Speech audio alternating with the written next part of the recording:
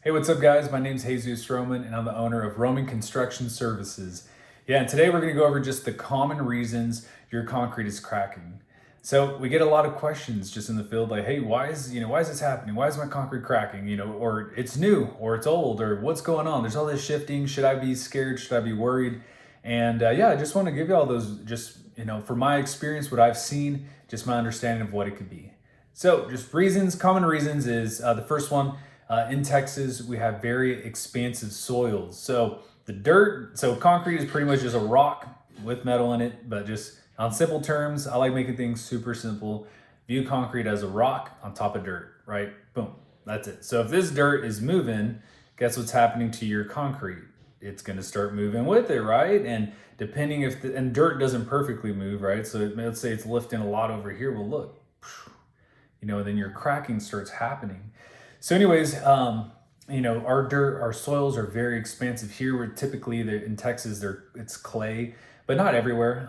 Certain areas, there's certain differences within our region that has different kinds of soils, but the majority of it is clay. It's pretty darn expansive, and just to give you a little bit of information on the differences, there's a place called Las Colinas out here in DFW. It's like more of like the Irving, Las Colinas area, and their soils are very, very expansive. It's like black dirt. And throughout my entire career, just from my background, which I grew up in the construction industry, I've always heard people with tons of experience just say, out there in Las Colinas, it is so bad. It's just so much shifting. The dirt is extremely expansive. I've had guys bust jokes like, "Hey, it's a swamp," and a little story, a backstory is my father and I, when I was younger, I was a teenager. There was a bank, I believe that they had I think they poured the foundation or they did something out there, but we were going to go and do some minor work. I honestly can't even remember. But one thing I do remember is that when we went there was so much shifting. Like there was like an inch or two of like shifting, like cracks within the wall. And I thought it was like concrete, or I was like, what's going on? But it's just, that's how the shifting was. And it wasn't just their building, it was multiple buildings around that area. So the shifting is pretty bad, but it's shifting because there's movement of dirt. And that leads us to our next one, right? Why does that dirt expand, right? Like what's the cause of it? So the dirt's expanding because it either has too much water or it's very dry. So when it gets a lot of water, it expands. And it starts, the dirt starts moving, opening it up, getting wider, right? And the dirt and the concrete right on top starts moving with it. And then when all that water goes away, it starts shrinking, right? The dirt starts shrinking, and here comes the concrete moving again. So that is definitely the water, the temperature changes, I guess you can say the weather as a whole. When the seasons change, right? Spring brings more water, right? Summer brings more dry, some more heat. The dirt is very dry, right? So that brings that shrinking. Spring brings that expansiveness, and that leads to our third one. Our third one is extreme temperature swings, okay? So when the temperature changes for concrete, it's called thermal expansion and contraction. So when it gets very hot, the concrete expands as well. And then when it gets pretty darn cold, it shrinks, right? It contracts. So not only does the dirt move, the concrete expands and shrinks as well. And through all this movement, yeah, it's going to lead to, some cracks going on, within your concrete. Another one that people might not think about is the load of the concrete, right? So some people just think, concrete's super strong, it can handle anything. Well, when you're looking to pour it, they ask you a really good question. They ask you, what kind of PSI do you want? The pressure, the strength of this concrete. Is it 3,000 PSI? Is it, 4,000? Is it 5,000? Is it 3,500? What do you want? Right? And sometimes some people overload their pads a little too much, right? And with that overloading and that consistent overloading, it can lead to, cracking. It could lead with the movement, and constant driving over it, constant heavy weight. It can definitely lead to cracking. This one's more of a rare one. It typically is just with the weather. It's typically with the water, the soil movement. But this can be a possibility. And then last but not least, poor construction, right? Soil, I know we're talking about dirt. Earlier I was telling you how concrete's sitting right on top of that dirt, right? There's different things we can do, right? If we're noticing you have some very expansive soil, what we can do is install some flex base, which is crushed concrete with dust, with the concrete dust in it. And we pretty much just install that, lay that out, a few inches of it on top, and put some moisture in it. We'll compact it, and that will help make the foundation pretty firm and pretty solid. That is a typical thing that we do with Roman construction. We really want to make sure that that foundation, that soil is pretty darn strong. So that's the soil part, right? Just knowing that, hey, we just poured this right on top, knowing that this, I've seen a project too, where this homeowner wanted a basketball court in his backyard, and he'd done some pool work. So he had just threw out, he's just spread the dirt from the pool in his backyard. He had a huge backyard, and the soil was very loose, like very, very loose. Like you can kick it and it starts breaking apart, and it was very dry and like sandy. And he lived really close to a lake, so I was like, hey, this is like, we need to really consider the strength of this thing and like how we're going to enforce it, and get this thing done. But we weren't the contractor on it. He ended up going with another concrete contractor, which they just kind of did what he said, which was just pour it right on top. I have no issue with it. And it's fine. But one of my friends, we were going to join together and just kind of tackle this project. He went back and saw it and was like, yo, there's cracks all over this place. This thing's moving. Now the homeowner didn't really see a major issue with it. So, hey, that's up to him and his standard. But, there could have been a little bit more, capital placed there to just reinforce a little bit more to help prevent some of that movement. So also reinforcement, a lot of times, just having the right reinforcement, the right rebar, enough rebar. I've seen this too, like you can have rebar, but let's just say you're pouring concrete and everybody steps on it and it gets dropped real low. Well, the rebar isn't in the center of the concrete where it needs to be. So it's not even holding up, its full strength, or it's held up too high and now it's sticking out, or, it's not, if it's in the center, it's going to help reinforce that concrete from any movement. So just the placement of reinforcement, having the right kind. Now they're having a new kind. It's like a fiber reinforcement. I've been seeing some videos on it.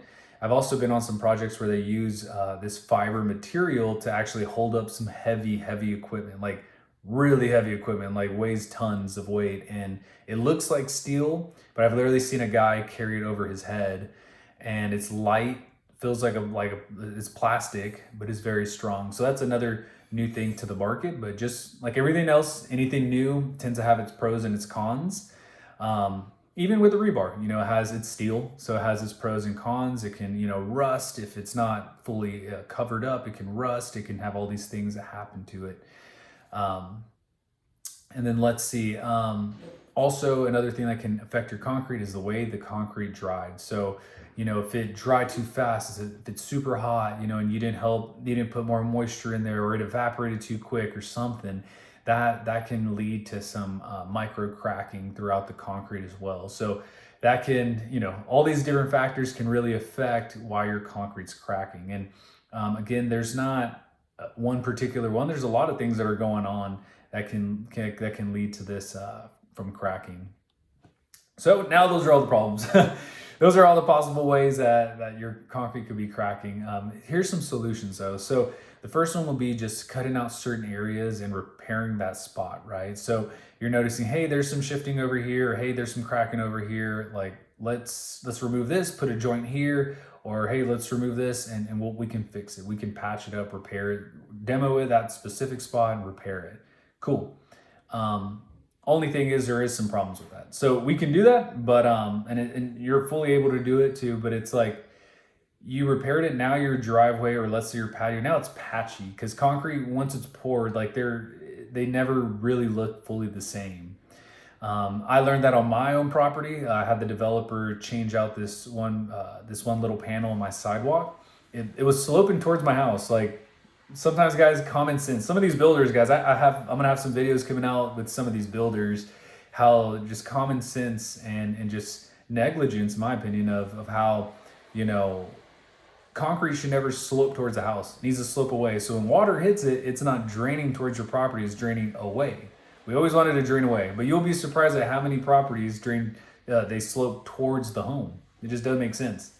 Um, so anyways, you can do, again, I just learned this with my own experience. I told them, hey, remove this. They brought it back, and the concrete was like a lighter blue, and the other concrete was older, right? Not super old, but it had some, a few months of age, and it looked totally different. Even in my driveway, I had them replace some of my driveway. Total driveway looked, had like patch parts and everything. I'm like, I just wanted the driveway to all look one color, the walkway to look one color, and now it's all patchy, So, those things really, those things really come into consideration. So foam repair, I've seen a lot of this I've seen a lot of this on, just on Instagram and all that, and it's been new to the market, like a lot of foam repair. So they drill little holes in there, they put foam, and sometimes it's when sidewalks or driveways are kind of uneven, and that foam will go underneath and lift it up, right? And it'll make it even, and it works, right? But I think that there are some issues with that. Like, again, there's a reason why that area shifted. There's a reason why there's a drop. There's a reason why it rose. There's a reason, but just by putting foam in it doesn't mean that we fix the problem. It means, hey, we just used a temporary solution and fixed it, right? Like, that's not, in my opinion, it might not fully work, right? Like, there might be something bigger that we're just missing, For example, if like, maybe you don't know about concrete, but like, it's like being inside of a home, and you see black mold on some walls, and you go, hey, I'm just gonna get some paint. I'm gonna paint right over it. That's what we did. It's like, no, if we have black mold, we gotta figure out where this mold's coming from. Where's the moisture coming from? Where's the leak? Where's the whatever? Fix that. Then we gotta repair everything, So the foam, in my opinion, is just like, it could help, it could work, and it does, but like, why did all that happen, right? Why is there shifting? Is there something with the sediment? Is there a leak underneath the property? Is there some, to me, it's like, I'd rather fix the issue than just do a temporary a fix, So what I recommend is just fully replacing the whole thing. And I know it might sound like a lot, but it allows us to remove this concrete, right? Especially when they're shifting, gives us visibility of what's going on. Like, hey, let's move this out. If there's a leak, let's let the homeowner know, hey, there's something going on, right? If there's shifting, is there something going on? Let's see what's going on in there. And then we can, we already plan on finishing this out, but let's at least get eyes and find a solution to what's occurring, or at least know what's occurring, And then after that, we pour our concrete, we get it done, homeowner's happy, and we're out. So, that's our plan. That's what we recommend. And it looks good. This will make your property look really nice, clean. It gives everything a better look and just makes you a happy homeowner every time you see it. So for us, again, like I said, for us, we recommend just doing the whole replacement, right? But we put our homeowners' need first. Our values are customer service, commitment, and integrity. And we definitely hold dear to those values, and we want to make sure that we're here for the homeowner, that we're here to support you. So yeah, guys, those are some common things on why your concrete is cracking, and this is our insight and some of the advice we give you. So if you have any more questions, or if you would like to learn, or just reach out to us in regards to a quote, give us a shout. My phone number's on our website. You can get in contact with us or request a quote. So let us know, guys, and see how we can help you.